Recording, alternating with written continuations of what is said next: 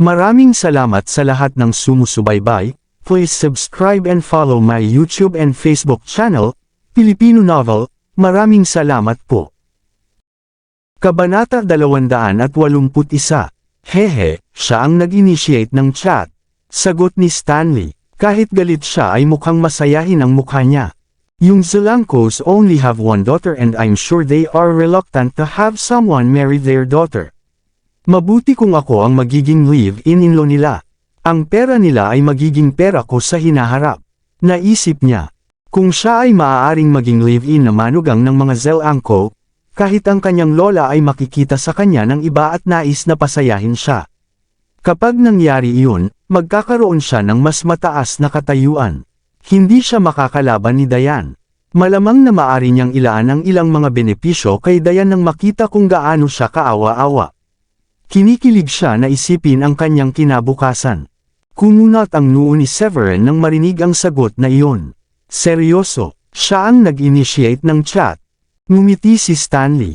Oo, tinanong niya kung sino ako at paano ko nakuha ang number niya. Hindi nakaimik si Severin. Paano maiintindihan iyon ni Stanley habang sinimulan ni Robin ang pakikipag-chat sa kanya? Kahit sinong normal na tao ay magtatanong ng mga tanong na iyon kapag may nag-a-add sa kanila. So, sabi mo ako yung nagbigay sa'yo? Tanong ni Severin matapos itong mapag-isipan. Oo, pero nag-text siya pabalik na nagsasabi sa akin na mag-shower siya at doon na natapos ang chat, sabi ni Stanley. Sa puntong ito, nakaramdam siya ng sobrang saya. Severin, sa tingin mo ba may ipinapahiwatig siya kapag naisip niyang kailangan niyang sabihin sa akin na maliligaw siya? Napatulala si Severin. Hindi siya makapaniwala sa pagiging narcissistic ni Stanley. Obviously, ayaw ituloy ni Robin ang pakikipag-chat sa kanya at nakahanap ng valid reason para tapusin ang usapan ng matino. Bakit ganyan ang tingin mo? Tanong ni Severin kay Stanley na may kakaiba at curious na mukha. Hamalakhak si Stanley. Gago ka ba? Mukhang hindi ka eksperto sa pag-ibig at wala kang alam tungkol sa mga babae. Kadalasan, ang isang babae ay sadyang nagsasabi sa iyo na maliligaw siya kapag gusto kanyang akitin.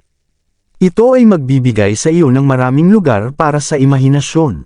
Sa madaling salita, sinusubukan niyang akitin ang iyong atensyon. Akala ni Severin nakakatuwa. Mukhang eksperto ka sa babae. Ngumiti si Stanley nang may pagmamalaki. Of course. I'm pretty sure I have been with more women than you. I know exactly what they think. They probably act shy and mahiyain when they first know you to attract your attention. Lalo na sa unang date mo na pinapunta mo sila sa hotel para matulog, sasabihin nilang hindi sila ang tipo ng babae. Basically, you can get your hands on that woman when you are on your second date. Lalong naging kakaiba ang ekspresyon ni Severin. Yung lalaking ito, kinukumpara talaga si Robin sa mga materialistic na babae. Alam kong maliligaw daw sila pero iba-iba ang kahulugan nito depende sa taong nagpadala nito. Sus! Pagod na ako. Sa wakas ay nakarating na rin ang dalawa sa sasakyan. Inilagay ni Stanley ang medical box sa lupa, binuksan ang hood, at dinala ang medical box ng buong lakas upang ilagay ito sa hood. Tara na, nakita ni Severin na pawis si Stanley at mahinang ngumiti. Napakahina ng katawan mo na halos hindi mo madala itong medical box. Haha, magsanay at mag-ehersisyo ka kapag libre ka. Si Severin ang nagmamaneho. Mabilis lang, ipinarode niya ang sasakyan sa gilid ng kalsada sa labas ng villa ng Zelangco at bumaba. Severin, why don't you drive the car inside when the medical box is so heavy? I will ask me to carry it in again. Malungkot na tanong ni Stanley nang iparada ni Severin ang sasakyan sa labas. Oo, kailangan mong dalhin ito. Hindi tayo kilala ng mga bodyguard na iyon.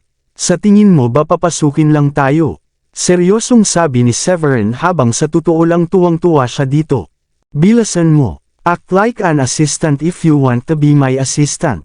By the way, huwag kang magmumukhang nahihirapan sa pagdadala ng medical box. Kung hindi, baka isipin ni Miss Robin na mahina ang katawan mo at may masamang impresyon sa iyo kapag nakita ka niya. Muling udyok ni Severin kay Stanley nang nahirapang sumunod si Stanley sa likuran niya habang bitbit ang medical box. Ano-anong nilagay mo dito sa loob? Sus! Napakabigat talaga. Paanong ang bigat ng isang medical box? Sinubukan ni Stanley na sundan ng maigi habang nagrereklamo. Hehe, wala lang. Hindi mabigat para sa akin. Nagkibit balikat si Severin habang sinasabi iyon. Napaawang ang bibig ni Stanley dahil ang mga salitang iyon ay tumama sa kanya. Anong ginagawa niyo? Nang nasa entrance na sila, pinigilan sila ng mga bodyguard na nagbabantay sa pinto na lumayo pa. Napangiti si Severin. Hey, I'm Severin. Inimbitahan ako ni Miss Robin para gamutin ang lola niya. May migraine yata siya. Sinuri ng isang bodyguard na kamukha ng pinuno si Severin mula ulo hanggang paa at nagtanong, "Doktor ka?" Pero hindi ka mukhang doktor. Hamalakhak si Severin. Siyempre, hindi ako mukhang doktor.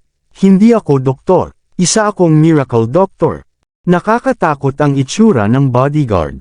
Haha, miracle doctor. There ain't a lot of people who dare to call themselves that. May medical license ka ba? Ipakita mo sa akin kung meron ka. Kung hindi, paano mo inaasahan na maniniwala ako sa'yo? Nagkibit balikat si Severin. Wala ako niyan. Pagkatapos noon, binalik niya ang tingin kay Stanley na naglagay ng medical box sa lupa, at sinabing, "Nakikita mo ba siya? Siya ang aking katulong, isang taong tumulong lamang sa akin sa pagdadala ng aking medikal na kahon. Sapat na yun para sabihin na ako ay isang himalang doktor." Damn! Wala ka man lang lisensyang medikal at gayon paman, naglakas loob kang tawagin ang iyong sarili bilang isang miracle doctor. Pakiramdam ng bodyguard ay pinaglalaroan siya ni Severin. Hoy, ikaw, huwag mong subukang gumawa ng mga kalokohang trick. Sa tingin mo ba hindi ko kilala kung sino ang lalaking nasa likod mo? Isa siyang young master mula sa mga Shanahan. Ang sikat na Mr. Stanley na Flower Boy. Stanley the Flower Boy. Anong ibig mong sabihin? Hindi maintindihan ni Stanley. Masyadong mabigat para sa kanya ang medical box at hindi na niya ito mahawakan kaya nagpasya siyang ipahinga ang kanyang mga kamay sa pamamagitan ng paglalagay ng medical box sa lupa. Ngumisi ang bodyguard. Kilala ka bilang playboy kaya binigyan ka namin ng nickname, Stanley the Flower Boy. Nako, playboy din si Rufus Chavez kaya Rufus the Flower Boy siya. Haha.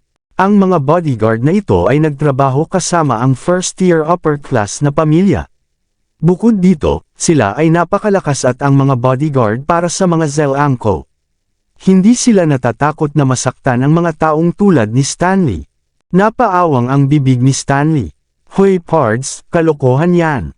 Hindi ako playboy. Dapat meron kayo alam na I always have a beautiful woman with me. That was just for entertainment purposes for the growth of the company. Ako ay isang hamak na Ginoo. Nang marinig yun mula kay Stanley, hindi na napigilan ng mga bodyguard at humagalpak ng tawa. Malamang multo lang ang maniniwala na si Stanley ay isang hamak na Ginoo. Naisip ito ng pinuno ng Ginoo at may naintindihan. Tumawa siya. Haha, Mr. Stanley, nakuha ko na. Magaling. Well played. Anong ibig mong sabihin? Kumunot ang noo ni Stanley at hindi maintindihan.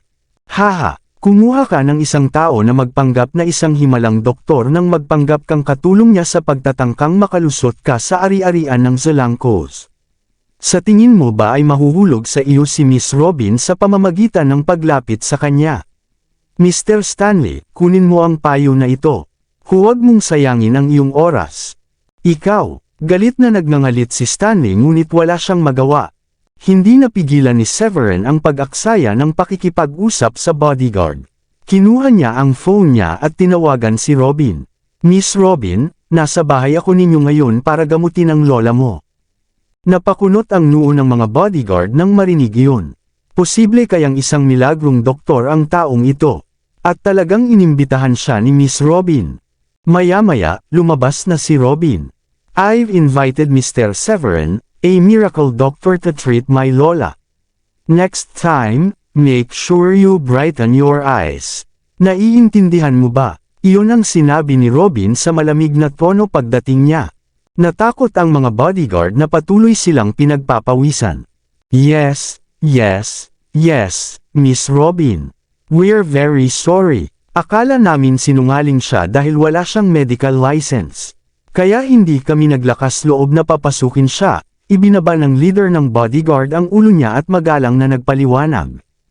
Hindi ka ba hihingi ng tawad kay Mr. Severin? Matamlay na sabi ni Robin. I'm sorry, Mr. Severin. Wala talaga kaming ideya na isa kang milagrong doktor. Sana hindi mo kami sisihin. Patawarin mo kami sa aming pagkakamali. Yumukod ang mga bodyguard kay Severin dahil natatakot silang mawalan sila ng trabahong ito. Never mind. Hindi ko ipinaalam kay Miss Robin na pupunta ako ngayon. I don't blame you guys. Ngumiti ng mahina si Severin. Tandaan mo, siya si Severin, isang miracle doctor. At hindi lang ako ang young master ng mga Shanahan. Assistant din niya ako. Sa wakas, naitaas ni Severin ang kanyang ulo at natuwa. Mr. Severin, sa ganitong paraan please. Ngumiti ng malumanay si Robin at nagtungo sa harapan. Kinagat ni Stanley ang kanyang mga ngipin, dinala ang kahon ng medikal, at patuloy na sumunod sa kanilang likuran. Iyon lang ang sinabi ni Robin noong mga oras na iyon. Alam niya talaga na ang sakit ng kanyang lola ay madaling gumaling sa anumang ospital. Kung sa bagay, gusto lang niyang makuha ang contact number ni Severin at maging kaibigan ito. Ginawa niya ang lahat ng iyon nang hindi alam na ilalagay iyon ni Severin sa isip niya at pumunta rito pagkatapos ng isang araw. Ngumiti si Robin. Nako, Mr. Severin, iniisip ko kung magkano ang kailangan kong bayaran para sa pagpapagamot. Alam kong isa kang milagrong doktor at tiyak na hindi ka tulad ng mga normal na doktor ang bayad mo. At saka, pumunta ka talaga para sa isang pagbisita sa bahay. Sigurado ako na ang presyo ay medyo mataas.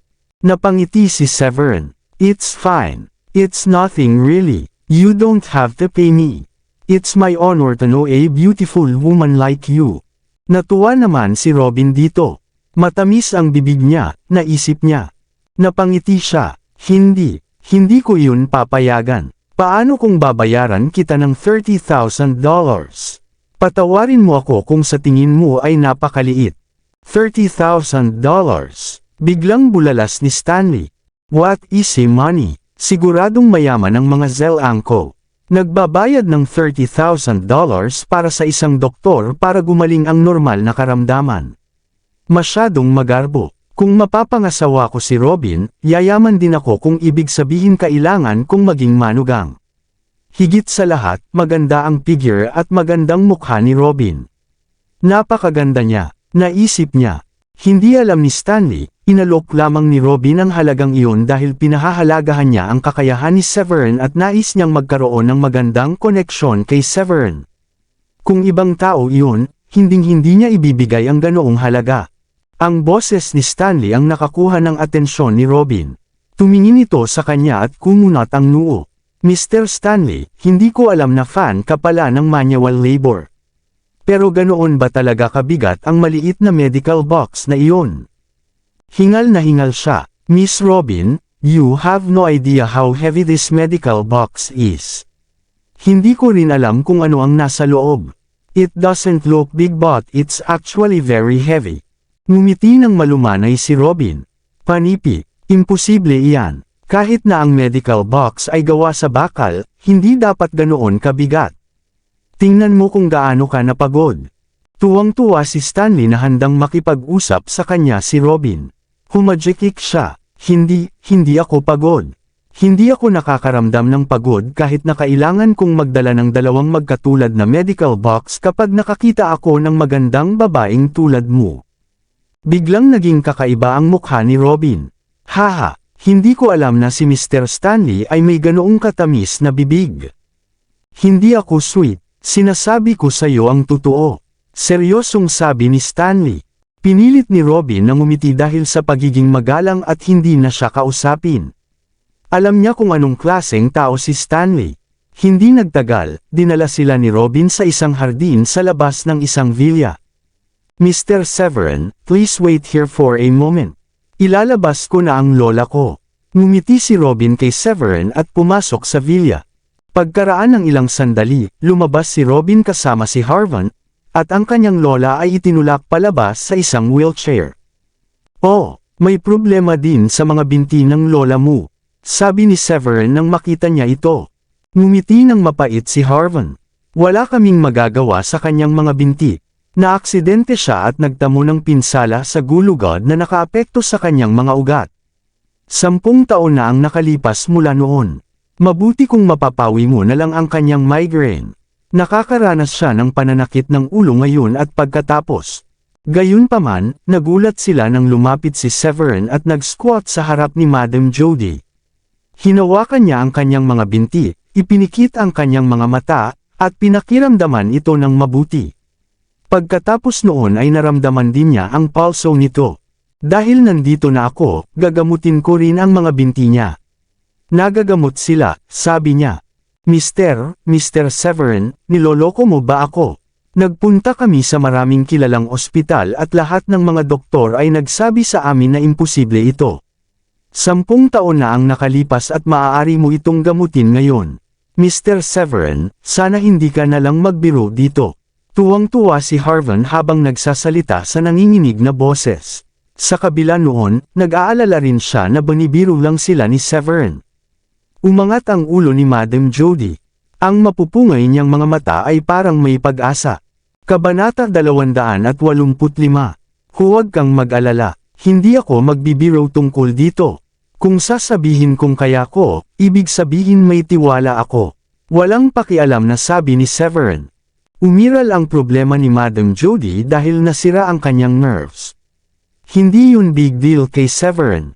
Gayunpaman, ang isang normal na doktor ay tiyak na hindi makagagamot sa ganitong uri ng kaso. Iba kay Severin dahil marami siyang natutunang kasanayan mula sa matandang wako. Kaya, ang problema ni Madam Jody ay isang maliit na kaso mula sa pangunawa ni Severin. "Kung gayon Mr. Severin, pakiayos ang mga binti ng aking ina." Tuwang-tuwa si Harvan nang makitang ganoon ka-confident si Severin. "Mr. Severin, may pagkakataon ba talaga akong tumayo muli?" Tuwang-tuwa na napatingin si Jody kay Severin, at maging ang boses nito ay nanginginig. 10 taon. 10 taon na siyang na-stuck sa wheelchair. Hindi niya nais na ipagpatuloy ang pamumuhay bilang isang taong may kapansanan kung saan dapat na mayroong mag-aalaga sa kanya sa lahat ng oras. Walang sinuman sa mga katulong sa bahay ang nang-ahas na tretuhin siya dahil sa kanyang pagkakakilanlan at katayuan ngunit ayaw niyang maging pabigat sa kanyang pamilya. Tumango si Severin. "Huwag kang mag-alala, hindi ito magiging problema." Inilagay na ni Stanley ang medical box sa lupa. Huminga lang siya ng malalim nang mabigla siya sa sinabi ni Severin. "Excuse me, everyone. Please allow me to talk with my brother-in-law for a while." Awkward na ngumiti si Stanley at hinila si Severin sa kabilang side.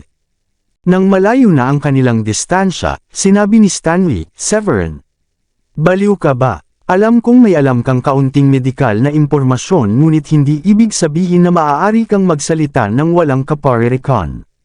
10 taon na ang nakalipas mula nang maaksidente si Madam Jody. Walang mga doktor na nakapag-ayos sa kanya at sinabi na ang kanyang mga binti ay naparalisa na. Paano mo ito aayusin? It's good enough kung kaya mong ayusin ang kanyang migraine. Bakit gusto mo? Nakita ni Severin kung gaano kakaba si Stanley. Sabi niya, tingnan mo at parang manok ka. Kung hindi ko ito magamot, sa palagay mo ba ay maglalakas loob akong tawagin ang aking sarili bilang isang milagrong doktor? Walang imik si Stanley. Tanga ka ba? Sa tingin mo ba ay mas mahusay ka kaysa sa mga espesyalistang iyon sa ospital? It's really good enough na maaari mong subukang ayusin ang mga karaniwang karamdaman. Kung ipinangako mo sa kanila ngayon at nabigo kang tuparin ang iyong pagtatapos sa bargain, hindi magiging masaya ang mga Zelangko. At least, dapat mong sabihin na susubukan mo lang ayusin ang mga ito. Bakit mo gustong maging sigurado sa kanila? Habang nagsasalita si Stanley, lalo siyang nagagalit. Alam mo ba ang mas malaking pag-asa, ay mas malaki kung mabigo. Magkakaroon ka ng maraming problema kung sigurado kang maaayos mo ito ngunit hindi mo magagawa. Iisipin nila na niloloko mo sila. Tumahimik ka. Saway ni Severin na may malamig na mukha at nakatakot kay Stanley. Hindi na siya mapakali sa pakikitungo kay Stanley dahil tingin niya ay parang manok lang si Stanley. Bumalik siya sa mga Zelangko at sinabing, Mr. Harvan, huwag kang mag-alala. Ipinapangako ko na aayusin ko ang mga binti ni Madam Jody. Sa loob ng 2 oras, tuloy-tuloy na siya sa paglalakad. Kung hindi ko ito magagawa, maaari mong patayin ang aking katulong. I'm a man of my word. Sumunod si Stanley sa likod ni Severin at narinig ang lahat. Sa sobrang takot niya ay mabilis siyang umakyat para subukang bawiin ang ginawa ni Severin. Severin, what the hell are you talking about? Bakit mo sila hahayaang pumatay kung hindi mo maayos ang mga paa ni Madam Jody? Ikaw ang nangako nito, hindi ako. Sinasadya mo ba? Ginawa mo ba ito dahil gusto mong makita akong patay? Napangiti ng mahina si Severin. Stanley, pinsan mo si Diane. Theoretically speaking, dapat kitang tawaging kapatid. Kung kapatid kita, bakit gusto kitang patayin? Paano ko malalaman iyon? Ikaw ang nangako sa mga Zelangko. It's none of my business kung hindi mo magagawa. Sabi ni Stanley na nanginginig ang mga mata. Sa totoo lang, akala niya ay sinusubukan ni Severin na maghiganti ng pinaalis ng mga Shanahan si Diane sa pamilya at mula noon, laban na rin siya kay Diane at sa pamilya nito. Sinisikap ni Severin na gawin ng iba ang kanyang maruming gawain. Tumawa ng malakas si Harvan. Haha, Mr. Stanley, you are such a coward. How could I kill someone just because Mr. Severin failed to fix my mother's legs? I'm a reasonable person. I'm sure banibiro ka lang ni Mr. Severin. Tingnan mo kung gaano ka natakot ngayon. Sabi ni Severin na may mapang-uyam na mukha, tingnan mo lang kung gaano siya kahiya-hiya. Hiniling niya na sumama siya sa akin para makapag-perform siya ng maayos sa harap ni Miss Robin para makuha ang puso niya. Pero paano siya mag-iiwan ng magandang impresyon sa pagiging mahiyain? Nabuhay ang galit ni Stanley. Paano nasabi ni Severin sa harap ng lahat? Sobrang sama ng tingin niya sa akin. Walang paraan na mai-inlove si Robin sa akin ngayon. Ang pangarap kong maging manugang ng mga Zelangko ay hindi na mangyayari. Pagkatapos noon, lumapit si Severin at ipinatong ang palad niya sa sentido ni Jody at hinimas ito ng mahina. Ang migraine ni Madam Jody ay resulta ng cerebral infarction, vascular occlusion, at ang kanyang kapansanan sa mahabang panahon. Hindi talaga ito maganda para sa kanya. Huminto siya. Huwag kang mag-alala. Magiging maayos din siya pagkatapos ng ilang minutong masahe. Ha! Maaayos ito sa ganoong kadaling paggamot. Kumunat ang noo ni Robin at nagdududa kung nagbabluff si Severin. Mahirap para sa kanya na tanggapin na ang migraine ay madaling mawala ng walang anumang paggamot tulad ng pag-inom ng gamot. Walang alinlangan, hindi siya naniniwala na ang migraine ay mawawala sa pamamagitan lamang ng pagmamasahe sa sentido. Ang paraan ng paggamot ay masyadong walang katotohanan na kinwestiyon niya ang kakayahan ni Severin sa paggamot. Alinman si Severin ay nambobola o sinusubukan niyang scam sila. Mayroon akong espesyal na pamamaraan sa pagmamasahe. Tumawa si Severin at nagbigay ng isang makatwirang paliwanag. Tutal, wala sa kanila ang nakakita na si Severin ay nagsasali ng kaunting tunay na enerhiya mula sa kanyang kamay patungo sa katawan ni Jody. Makalipas ang ilang minuto, sinabi niya, Madam Jody, ngayon kailangan ko nang humiga ka at ang mukha mo nang nakaharap sa ibaba. Pagkatapos nito, gagamit ako ng treatment na tinatawag na dry needling sa pamamagitan ng pagpasok ng manipis na karayom sa kanyang likod. Pagkatapos nito, mamasahiin ko rin ang kanyang likod. Okay. Itulak natin siya sa bahay ngayon. Agad namang tumanggo si Harvan. Pagkatapos noon, tinawag niya ang ilang kasambahay na lumapit para itulak ang kanyang ina sa loob ng bahay at tinulungan itong mahiga sa sopa. Walang nakakaalam kung kailan inilabas ni Severin ang isang maliit na kahon. Binuksan niya ito at ang kahon ay may mga manipis na karayom na gawa sa pilak sa loob. Isusundot niya at imasahin niya lang siya dito at doon para makumplito ang paggamot. Napakunot-noo si Stanley at bumulong sa sarili habang nakatayo doon na sinusubaybayan ang ginagawa ni Severin.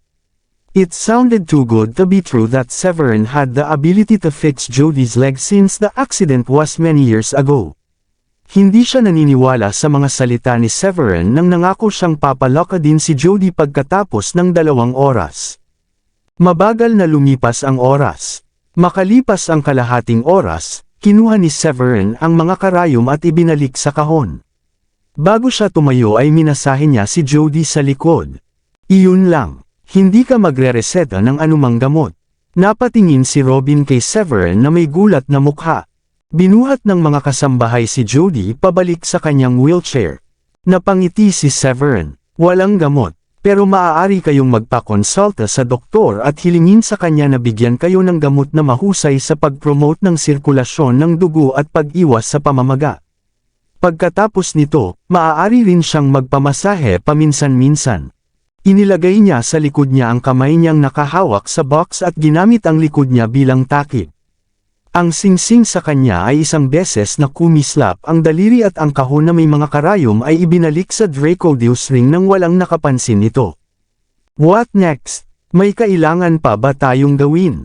Tanong ni Harvan pagkatapos mag-isip. Napangiti si Severin. Pwede kang maghanda ng pagkain. Aalis na kami ng assistant ko pagkatapos ng tanghalian. Haha, syempre, ipapahanda ko sila ngayon. Tumawa ng malakas si Harvan. Hindi niya inasahan na si Severin ay isang taong nakakatawa.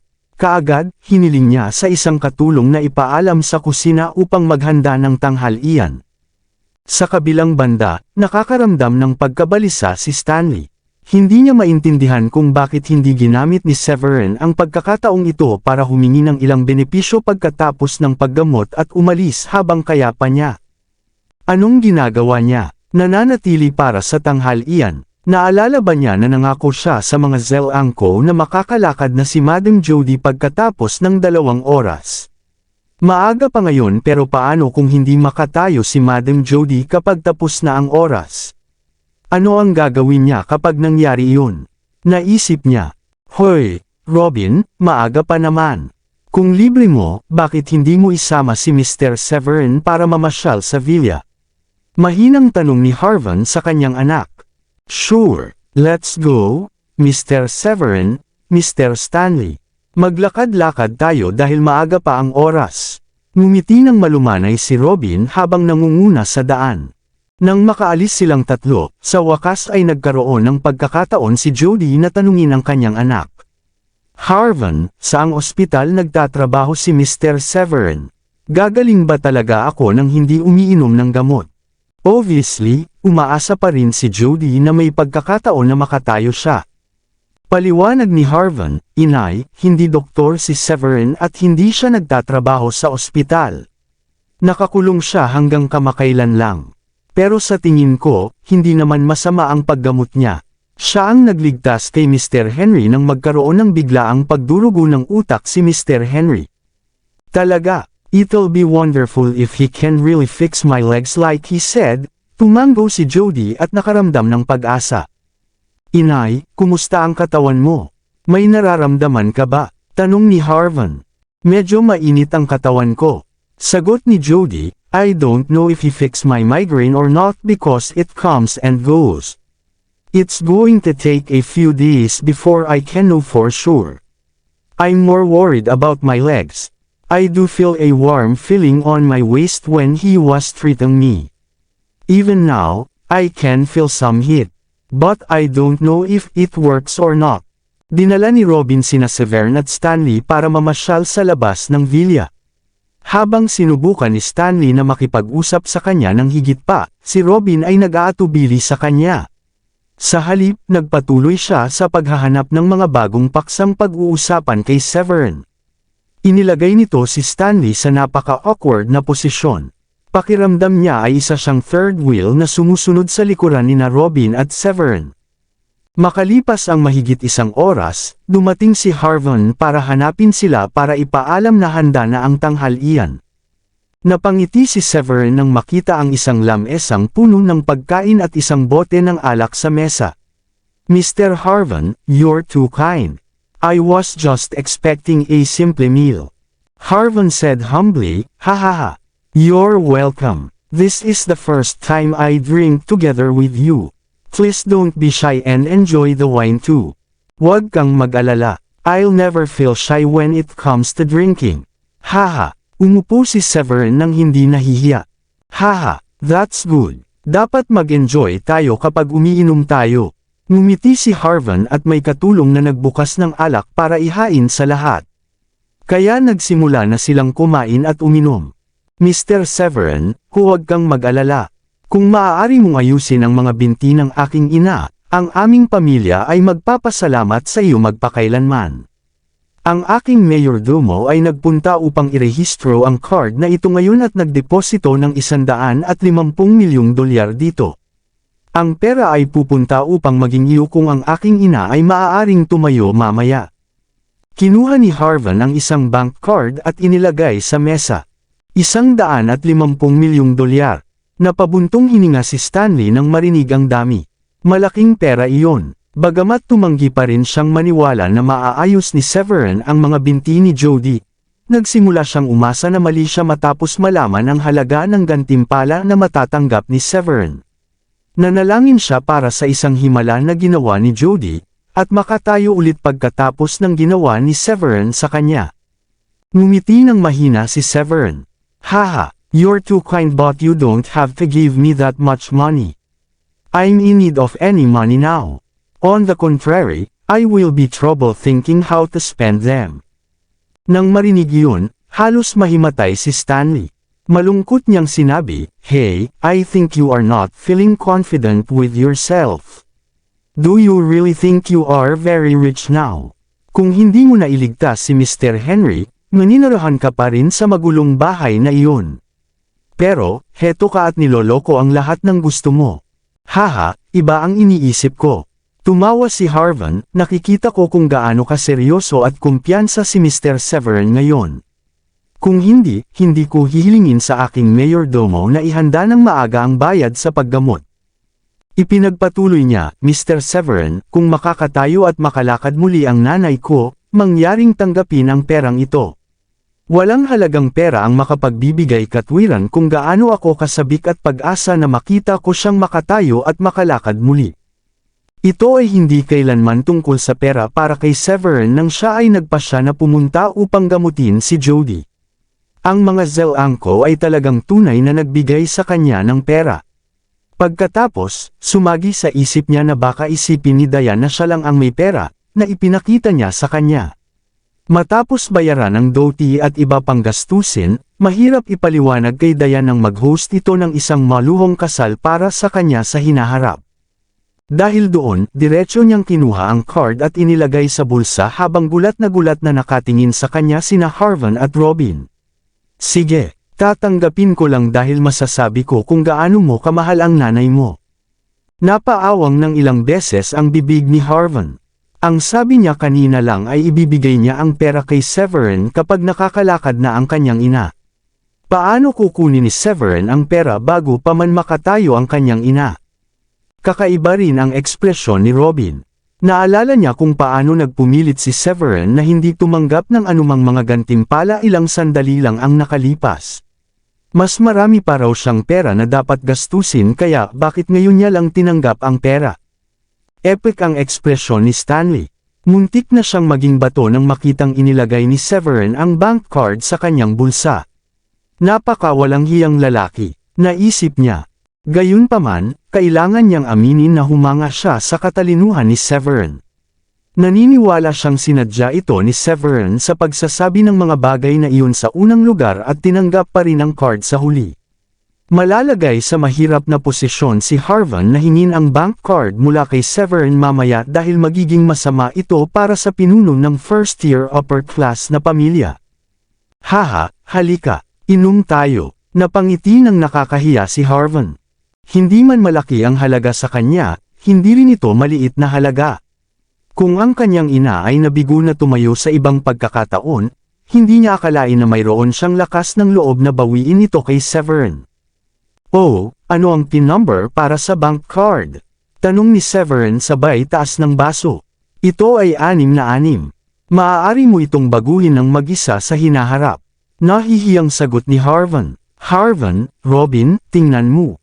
Kaya kung maglakad, biglang may narinig silang pamilyar na boses. Naglalakad talaga si Jody papunta sa kanila. Inay, naglalakad ka ba? Excited na tumayo si Harvan at nanginginig ang boses. Oo, nang ipadala ng kasambahay ang aking tanghalian, muli kong nararamdaman ang aking mga paa. Kaya sinubukan kong igalaw ang mga ito at sila ay gumalaw. Tuwang-tuwa si Jody na namula ang mga mata. Kaya sinubukan kong tumayo. Makalipas ang ilang hakbang, sa wakas ay nalaman kong muli akong naglalakad. Napakahirap paniwalaan. Napakaganda nito. Lola, makakalakad ka na ulit. Tuwang-tuwa ako. Tumakbo si Robin at niyakap ang kanyang lola. Mahal na mahal ni Harvan ang kanyang ina. Alam niyang makakalakad na muli ang kanyang ina, lumapit siya rito at hinawakan ang kamay nito. Inay, ito ay kamanghamanghang. Pagkatapos ng 10 taon at sa wakas ay nakakalakad ka na muli. Ano, naglalakad talaga siya. Isa itong himala. Hindi makapaniwalang tiningnan ni Stanley ang eksena. Maya-maya ay lumingon siya kay Severin. Sa ngayon, bilib na siya kay Severin. Malamang wala pang 2 oras bago sinimulan ni Severin ang paggamot. Madam Jody, medyo magtatagal bago ka masanay sa paglalakad dahil matagal mo nang hindi ginagamit ang iyong mga paa. Makakaranas ka ng kiliti, pero maaari mong subukang maglakad ng kaunti sa 2 araw na ito. Hindi naman masyado. Ang kiliti ay unti-unting mawawala pagkatapos ng 2 araw. At maaari kang uminom ng ilang gamot na mahusay sa pagtataguyod ng sirkulasyon ng dugo at pagtulong na mabawasan ang pamamaga para sa mas mahusay na epekto. Hindi tulad ng iba, nanatili si Severin sa upuan habang umiinom ng alak. Mukha siyang kalmado na parang kontrolado niya ang lahat. Mr. Severin, ikaw ay talagang isang milagrong doktor. Lumapit sa kanya si Jody na may masasayang luha sa mga mata. Pagkaraan ng 10 taon, wala na siyang pag-asa. Hindi niya inaasahan na may ayos ni Severin ang kanyang mga paa para sa kanya. Masyado kang mabait, Madam Jody. Napangiti si Severin. Maliit na bagay lang. Inay, maupo ka at samahan mo kaming magtanghalian. Mabilis na pinadalhan ni Harvan ang katulong ng isang set ng mga plato at kubyerto sa tuwa. Okay, panay ang tango ni Jody sa ulo. Mula nang mahirapan siyang tumayo, tumanggi siyang kumain kasama ang kanyang pamilya. Hiniling niya sa kusina na maghanda ng isang simpleng pagkain para sa kanya at ipinadala ito sa kanya ng dalaga. Ngayong naayos na ang kanyang mga paa, sa wakas ay nagawa na niyang maglagay ng ngiti sa kanyang mukha. Ang iba pang miyembro ng pamilya ay nanatili sa mga kalapit na villa. Nang malaman nilang gumaling na ang mga binti ni Madam Jody, dali-dali silang lumapit sa tuwa. Pagkatapos ng tanghalian, umalis si Severin sa villa kasama si Stanley.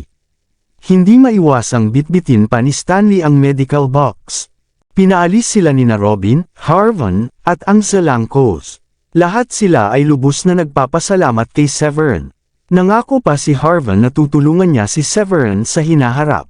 Ang kailangan lang gawin ni Severin ay tawagan siya kung kailangan niya ng tulong mula sa mga Zelanco. Humihingal si Stanley nang sa wakas ay ibalik niya ang medical box sa hood. Nang nasa sasakyan na siya, isang bagay ang napagtanto niya. Hoy, Severin, niloko mo ba ako? Wala akong nakikitang nilalabas ka sa medical box. Pagod na pagod ako sa pagbitbit ng medical box sa buong oras at wala kang ginamit sa loob. Natuwa ito kay Severin. Sa palagay ko hindi siya ganoong katanga, at naisip niya. Sa kabila nito, binigyan niya ng makatwirang paliwanag si Stanley, wala akong alam sa kalagayan ni Madam Jody. Kaya naman hinihiling kong dalhin mo ang medical box pag alis natin ng bahay. Malalaman ko lang kung kailangan ko ito ang kahit ano mula sa medical box nang suriin ko siya. Masisisi mo ba talaga ako niyan? Parang wala kang gagastusin kapag lalabas ka pero dapat may dalang pera. Naiintindihan mo ba? Kabanata 270. Napakabisa ng paliwanag kaya napatulala si Stanley. Napaisip siya at ngumiti pabalik kay Severin. Hey, Severin, sinusundan kita at daladala ang medical box para sa iyo sa lahat ng oras na ito. Alam kong wala akong ginawang karapat-dapat na gawa ngunit nagsumikap ako. Napataas ang kilay ni Severin. Anong gusto mong sabihin? Sabihin mo na. Nagpatuloy si Stanley, hindi ba't binayaran ka lang ng $150 milyong na bayad sa medikal? Hindi ba, bibigyan mo ako ng pera? Nang walang pagsasaalang-alang sa isang segundo, tinanggihan siya ni Severin. Ano sa tingin mo ang iniisip mo? Like you said it's medical fees. May kinalaman ba iyon sa iyo? Tsaka, sa tingin mo ba makikilala mo si Miss Robin nang wala ako? Hindi mo ba naisip kung paano siya niligawan? I gave you her number so you can at least contact her. You didn't give me any money to show your gratitude and yet, you have the nerve to ask me for money. Ako, si Stanley ay malapit ng samuka ng isang subo ng dugo. He said with his gritted teeth, I'm very poor now. And you just get paid $150 million. Gosh, how many years do I need to work to have that amount of money? No, I don't care. Kung hindi mo ako bibigyan ng pera, bakit hindi mo ako bibilhan ng inumin? Hindi ba kakakain lang natin at nag-alak? Hindi ka ba natatakot na malasing? Sabi ni Severin. Hamalakhak si Stanley. Hehe, pwede tayong pumunta sa bar at magsaya ngayong gabi. I'm very familiar with the bar and can get us to hook up with some girls. Don't worry, I won't tell Diane about this. I don't think that's a good idea. Hindi pa ako nakapunta sa mga lugar na iyon. May naisip ng plano si Severin na kalokohan si Stanley kaya tinanggihan niya ang proposal. Hindi yun napigilan ni Stanley. He continued to persuade, Hoy, stop pretending. Every man enjoys some fun time. Tsaka, tingnan mo ang mga bodyguards mo. They are all so damn pretty. Do you think I don't know what you are thinking? $150 million, that's a heck lot of money. We should celebrate. Noon lang tumango si Severin at sinabing, fine. But you can't tell Diane about this. Or I'm going to be dead. Huwag kang mag-alala. Sikreto lang natin ito. Saad ni Stanley. Gayunpaman, mayroon siyang masamang plano sa kanyang isipan na may determinasyon na makakuha ng ilang mga benepisyo para sa kanyang sarili. Nang paander ni Severin ang makina ng kotse at pinaalis, sinubukang tumawid sa kalsada ang isang babaeng may malalaking suso na nakasuot ng sexing bodycon dress. Sa kalagitnaan ay naspray ng paa niya at natumba sa harap mismo ng sasakyan ni Severin. Anong nangyari? May nataman ka ba? Natakot si Stanley at nagmamadaling bumaba ng sasakyan. Ganoon din ang ginawa ni Severin at gusto niyang makita kung ano ang nangyari. Aray! Ang sakit ng paa ko. Nakaupo sa lupa ang babae habang ipinapakita ang mahaba at sexing legs. May butterfly tattoo sa hita niya. Siguradong napaka-seductive. Nang gustong puntahan ni Severin para tulungan siya, sumimangot siya. Masasabi niyang walang mali sa bukong-bukong ng babae. Gayunpaman, hawak ng babae ang kanyang binti at nagkunwaring nasasaktan. Naaksidente ba siya? Iyon ang nasa isip ni Severin. Parang nagkukunwaring nasaktan ang babae at baka expert siya dito.